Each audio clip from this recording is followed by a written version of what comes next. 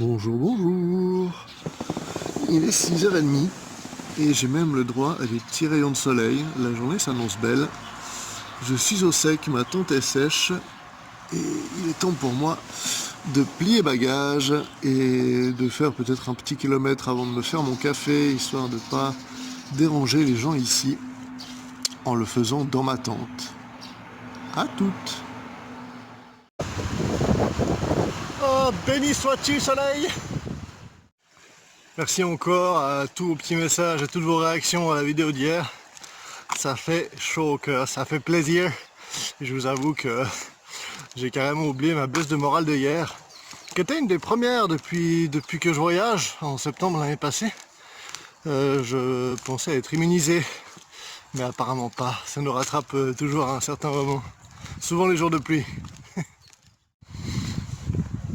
Alors merci beaucoup à ceux qui m'ont filé des petits conseils pour les chaussures, Pierre et Boujou tout spécialement. J'avais totalement zappé l'idée de mettre du papier journal dedans, donc j'hésiterai pas à le faire quand l'occasion se présentera. Le problème étant qu'effectivement j'ai pas vraiment de journal sous la main, mais utiliser les linges de l'hôtel pour ça serait une très bonne idée. Je n'en reviens pas d'avoir oublié ça et de ne pas y avoir y pensé, mais bon, on apprend tous les jours. Je me rapproche actuellement du prochain Chuku. Il fait froid, mais il fait beau, le soleil est là, les nuages se lèvent, donc ça me motive bien. D'ici quelques jours, je vais faire un petit écart sur le Nakasendo, donc je prendrai un train pour aller au nord et aller visiter la ville de Matsumoto, qui apparemment a un magnifique château, et ça me fera une petite journée touriste avec un peu moins de marche. Je me réjouis, je pense que ce sera d'ici 1 ou 2 jours que je vais faire ça. Tout dépend à quel point je vais progresser dans les prochains jours. On m'a aussi fait la remarque que je regarderai trop mon retour dans l'écran et pas assez l'objectif. J'avoue que c'est hyper difficile. C'est beaucoup plus naturel pour moi de me regarder entre guillemets dans les yeux, comme si je parlais à quelqu'un, et au lieu de fixer ce petit trou dans mon téléphone. Alors je vais faire de mon mieux pour m'améliorer, pour que ce soit un peu plus naturel pour vous. Ce qui m'a plutôt étonné dans la préfecture de Nagano, c'est que les Japonais ici ont une obsession pour la nourriture française et italienne. Alors je vous dis pas le nombre de panneaux de trattoria, pizza, spaghetti et compagnie que je peux voir partout dans ces villages. Ça me fait me sentir un peu à la maison, c'est sympa. Et bienvenue à Mochizuki Shuku, le 20e de nos arrêts sur ce Nakasendo.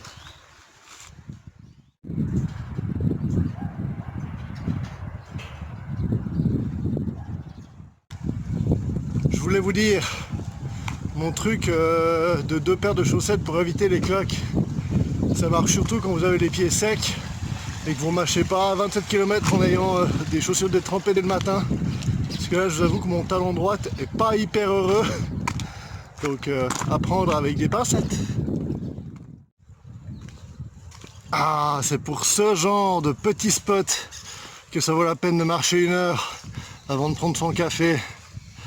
Parfait. Et ouais, il est là, le petit setup, hein. Séchage café au soleil. Que demande le peuple? Et voilà. Le reste des pieds va bien, mais là, on a une belle cloque. Il va falloir bien s'en occuper. Je m'excuse pour la stabilisation, mais j'avais envie de vous montrer un peu ce que ça donne. Le chemin du vieux Nakasendo, parmi toutes ces vieilles maisons, avec des devantures magnifiques et des toits. Mais regardez ces toits! Ça, il n'y a pas à dire, ils savaient faire.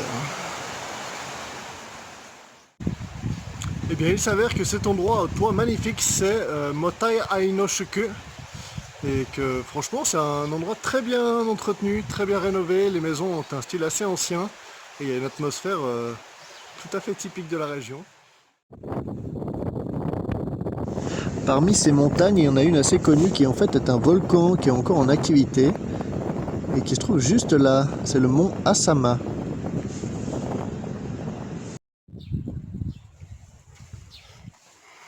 Bienvenue au Honjin de Ashida-juku, qui était donc l'endroit où les lords, l'élite de la classe des samouraïs, venaient se reposer lors de leur voyage. Celui-ci a été magnifiquement entretenu et ça donne une idée du luxe et des endroits paisibles dans lesquels ils venaient se reposer.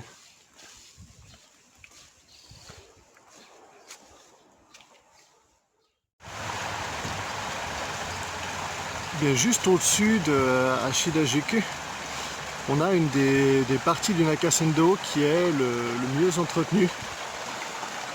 Très très joli coin avec une partie plus large pour les chariots et les animaux et une partie plus serrée pour les gens à pied.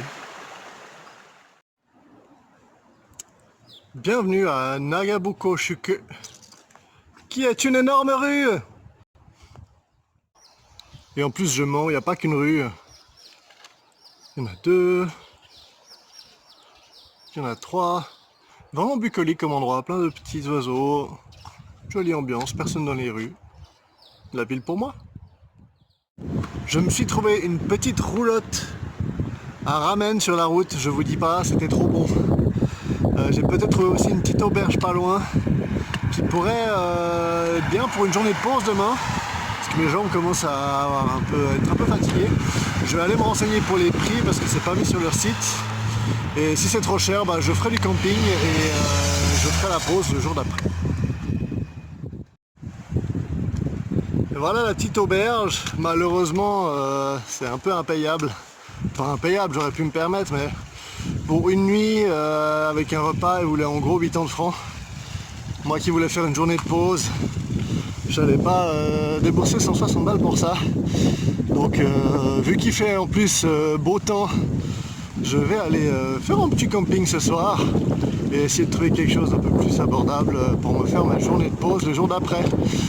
Potentiellement, si je marche bien, je pourrais monter jusqu'à Matsumoto pour non seulement avoir une journée de pause, mais aussi voir ce château.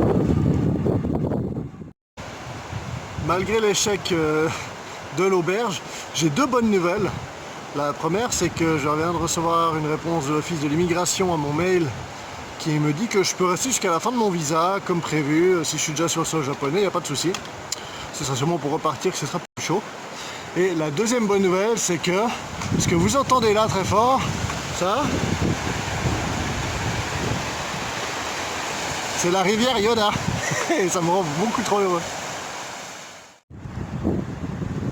On y est. Un petit coin tranquille, juste à côté de culture de riz et puis une petite zone maraîchère. Du coup, je vais me poser là. Ben voilà, une bonne journée de fête. Je vais me faire une petite fin d'après-midi lecture et je pense que je vais dormir assez tôt. On verra ce que ça donne. Alors, je vous souhaite à tous une très bonne journée et on se voit demain.